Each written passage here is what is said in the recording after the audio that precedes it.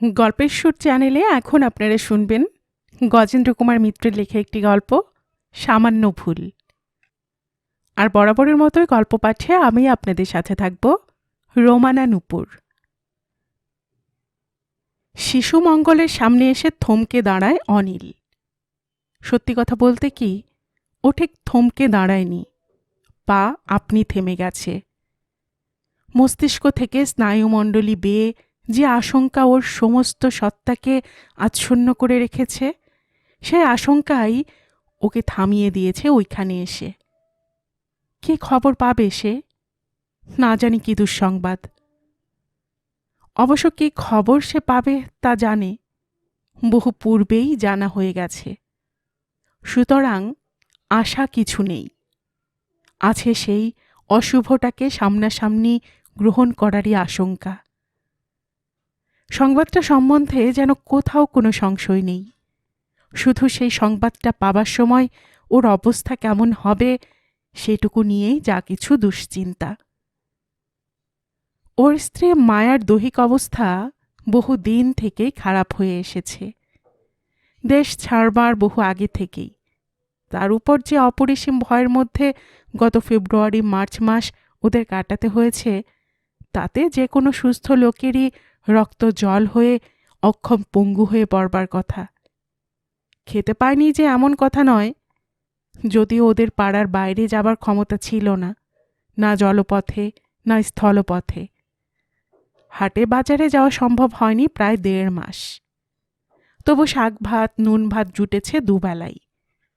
ঘরের ধানটা কেউ নিয়ে যায়নি দয়া করে। শুধু ওদের বাড়ি কেন, ওদের পাড়াতেই কারো বাড়ি লুট হয়নি। কিন্তু মানসিক অবস্থারও প্রভাব পড়ে বৈকি দেহের ওপর। খেয়েছে, ঘুমোতে তো পারেনি। তাই গোলার ধান এবং গোয়ালে গরু একটা থাকা সত্ত্বেও দিন দিন কৃশ হয়ে গেছে। তারপর দেশ থেকে চলে আসার সময়, হ্যাঁ, মালপত্র আনতে দিয়েছে ঠিকই, কিন্তু কি মালপত্র আনতে পেরেছে ওরা? মাঠগুলো আনা গেছে, ওদের সোনার মাঠ, গোলার ধান, গোয়ালের গরু, গাছের ফল, কোনটা আনতে পেরেছে? এছাড়া ছিলই বা কি? বন্যার দেশ ওদের, ছিটে বাঁশের ঘর, টিনের চাল, সেখানে বেশি আসবাব বা তৈজস থাকা সম্ভবও না, ছিলও না। যা ছিল 2-4টে বাসনকোসন এবং সামান্য কিছু গয়না। পথে স্টিমার ঘাটে চুরি গেল। স্টিমার ঘাটে যে 20-21 দিন জাহাজে ওঠার জন্য অপেক্ষা করতে হয়েছে, তাতে অতিরিক্ত ব্যয়ে খাদ্য সংগ্রহ করতেই সর্বশান্ত হয়ে পড়েছে অনিল। ওইখানেই না খেয়ে এবং অবিরাম মাথা চাপড়াতে চাপড়াতে মা মারা গেলেন। দাদার মাথায় বিকৃতির লক্ষণ দেখা দিল। উফ, সেসব দিনের কথা মনে হলে আজ অনিলেরও মাথায় যেন গোলমাল হয়ে যায়। কি করে যে সে সময় সে নিজে সুস্থ ছিল তাই ভেবে অবাক হয়ে যায়। তারপর শিয়ালদাতে এসে ওর বৌদি দাদাকে এবং ছেলেপুলেকে নিয়ে তার ভাইয়ের কাছে চলে গেলেন নবদ্বীপ। বাঁচল অনিল, শুধু ও আর ওর স্ত্রী। যেমন করে হোক চালাতে পারবে। সেই অহংকারে সরকারের আতিথ্য নেয়নি মারোয়ারি শোষকদের ভিক্ষার অন্ন। দিন 2 মাত্র এক বন্ধুর ঘরে উঠে ও নিজের ব্যবস্থা নিজেই করে নিয়েছে। কিন্তু সে কি ব্যবস্থা! দিনের পর দিন মুক্ত মাঠে কেটেছে, পেটে অন্ন যায়নি। বারবার চেষ্টা করেছে নিজের পায়ে ভর দিয়ে দাঁড়াবার, বারবারই ব্যর্থ হয়েছে। অবশেষে এতদিন পরে অন্যের জমিতে জোর করে এতটুকু আশ্রয় গড়ে নিতে পেরেছে, শহরতলির তথাকথিত কলোনিতে। খেলাঘরের মতো এক রত্তি এতটুকু ঘর গড়েছে নিজে এবং নিজের কায়িক শ্রমে।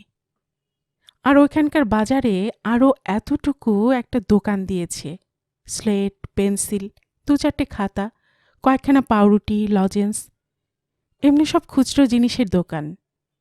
এর বেশি মাল কেনার মতো সঙ্গতি আর নেই। এইতেই মায়ার হাত শাঁখাসার হয়েছে। ওর একটিমাত্র জামা সাবান দিয়ে কেচে পড়তে হয়।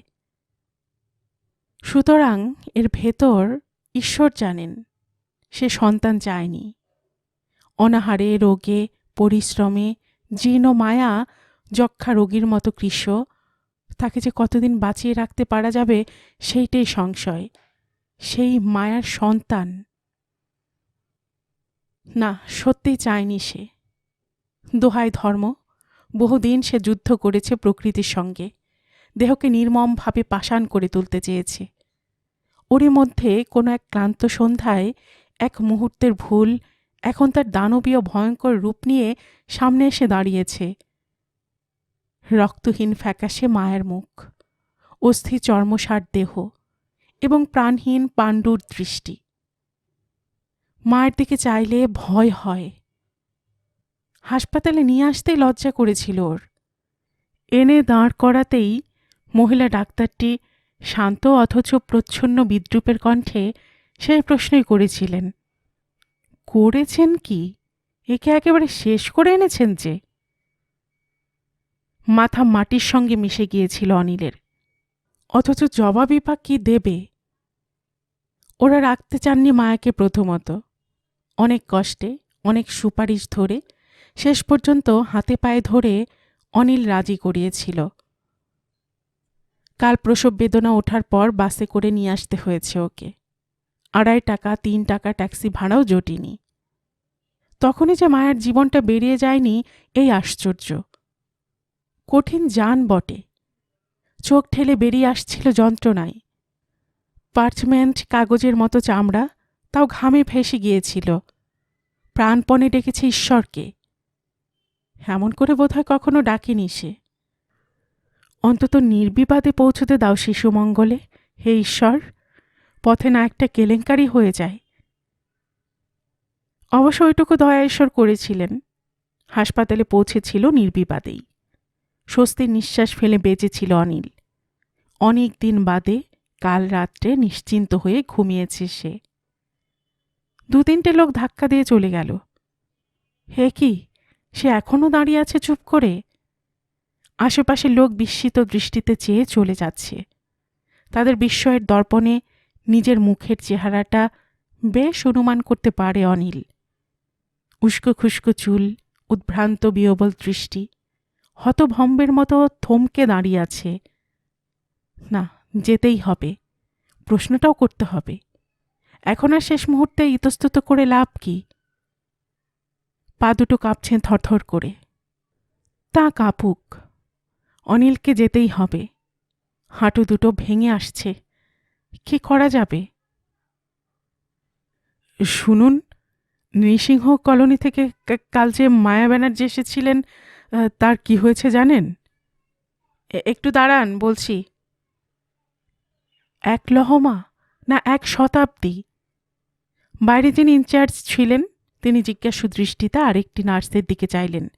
সে চলে গেল ভেতরে। কি খবর আনবে ও কে জানে, অথবা জানাই তো আছে। তবে শুধু শুধু এ প্রশ্ন এবং উত্তরের অভিনয় কেন? কেনই বা এ অহেতুক বিলম্ব? নার্স ফিরে এলো। ভালো আছে পেশেন্ট, একটি ছেলে হয়েছে, রাত 3:55।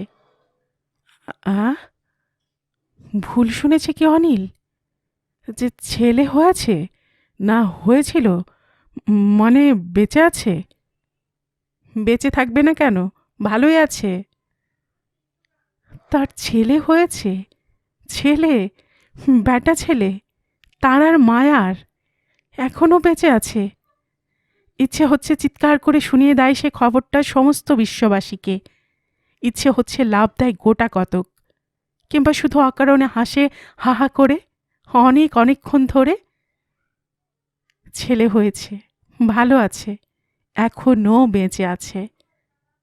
সে ভুল শোনেনি, ওই জন্যই আরেকবার জিজ্ঞাসা করে নিয়েছে। এই তো জীবনে জয়। এই বিজয় গর্বের জন্যই ঈশ্বর ওকে এত দুঃখ দিয়েছেন। সেই সমস্ত দুঃখ, সমস্ত লাঞ্ছনার শোধ হলো এতদিনে। এতদিনের অশ্রু সরোবর রচিত হয়েছে এই অপরূপ আনন্দ শতদলটি ফুটবে বলে। আজ ওর জীবন সার্থক, আজও ধন্য। বড় দুর্দিনে এলো। আজও কি খাওয়াবে, কেমন করে মানুষ করবে ছেলেকে? তা হোক, ও না হয় রাত্রে একটা কোথাও চাকরি করবে, কিংবা করবে টিউশনি। ছোট ছোট ছেলেদের নিয়ে চাই কি কোচিং ক্লাসও করতে পারে। 4 আনা মাত্র বেতন নিয়ে পড়ালে অনেক ছেলেই পাবে। আরও কঠোর পরিশ্রম করবে সে। অমানসিক একটা কিছু, যা আজ অবধি কেউ কখনো করেনি, কল্পনাও করেনি। প্রাইমারি স্কুলটাতে রাত্রিবেলা মাস্টারি জুটবে না? ভোরবেলা যদি দোকান খোলার আগে কিছু আনাজ বেচে? যা হোক, যেমন করেই হোক অর্থ উপার্জন করবে সে। মাকে এখন কিছুদিন কোনো কাজ করতে দেবে না, ও নিজেই রান্নাবান্না করবে। রাত 3টেয় উঠবে, রাত 12টায় শোবে হয়তো। 3 ঘন্টা বিশ্রাম যথেষ্ট। এখন প্রয়োজন মায়ের জন্য কিছু পুষ্টিকর খাবার, দুটো একটা টনিক। ছেলেটার জন্য বিশেষ কোনো খরচ করতে হবে না এখন। এই সময়ে মাকে একটু সুস্থ করে নেবে, তারপর দুজনে মিলে সযত্নে ছেলেটাকে মানুষ করে তুলবে। মানুষ পারবে কি মানুষ করতে? যেমন করে হোক পারবে। এত বড় বিজয় গর্বে যখন ঈশ্বর ওকে বঞ্চিত করেননি, তখন এটাও পারবে ও। আর চিরকালই কি এমনি দিন যাবে? ওই ব্যবসায় বড় করবে, কিংবা অন্য কোনো ব্যবসায় চলে যাবে ও। ছেলেকে লেখাপড়া শেখানো চাই ভালো করে। সাহেবদের স্কুলে রেখে লেখাপড়া শেখাতে হবে। তারপর ভাবতেও ভয় করে এখন। তারপর বিলাত পাঠাবে ও। দেশের একজন মানুষের মতো মানুষ হয়ে ফিরে আসবে ছেলে। ওর ছেলে হবে স্বাধীন হিন্দুস্থানের আদর্শ নাগরিক। ও কারা কথা কইছে? কি বলছে ওরা? স্বপ্নের ঘোরে যেন শুনল অনিল। ইনচার্জের কণ্ঠে সংশয়ের সুর। তুমি ঠিক দেখেছ তো? ক নম্বর বেড বলো দেখি। 12 নম্বর তো। দূর, সে তো মায়া চ্যাটার্জি। কাল সন্ধ্যায় এসেছেন যিনি, নৃসিংহ কলোনি থেকে। খুব রোগা আর দুর্বল মেয়েটি। ললাটে ঘাম দেখা দেয় অনিলের। এক মুহূর্তে যেন সমস্ত দেহ শিথিল হয়ে আসে। এখনো সংশয়? হে ভগবান! চুপি চুপি কি এসে বলল সেই নার্সটি ইনচার্জকে। তিনি একটু চাপা কি যেন তিরস্কার করলেন তাকে। তারপর জিভটা 2 উপরের ঠোঁটে বুলিয়ে নিয়ে গলাটা একটু পরিষ্কার করে বললেন, দেখুন, সামান্য একটু ভুল হয়ে গেছে, সেজন্য আমরা খুব দুঃখিত। আপনার স্ত্রী একটি মরা বাচ্চা প্রসব করেছেন। ওরও শরীরের অবস্থা খুব খারাপ, এখনও সেন্সলেস হয়ে আছেন। অবশ্য আমরা যা করবার সবই করছি। কত দূর থেকে কে যেন কথা কইছে। অনিল বেশ সহজভাবে বেরিয়ে এলো। শীষ দেবারও চেষ্টা করল বোধ হয়। বহুদিনের অনভ্যাসে বেরোল না। ফুটপাথে একটু বসবে নাকি? ক্ষতি কি? আজ আর ফেরবার তাড়া নেই তো। বেশ পরিষ্কার ফুটপাথটা, ছায়াও আছে। দেওয়ালে ঠেস দিয়ে আস্তে আস্তে বসে পড়ল অনিল। গল্পের সুর চ্যানেলে এতক্ষণ আপনারা শুনছিলেন গজেন্দ্র কুমার মিত্রের লেখা একটি গল্প, সামান্য ভুল।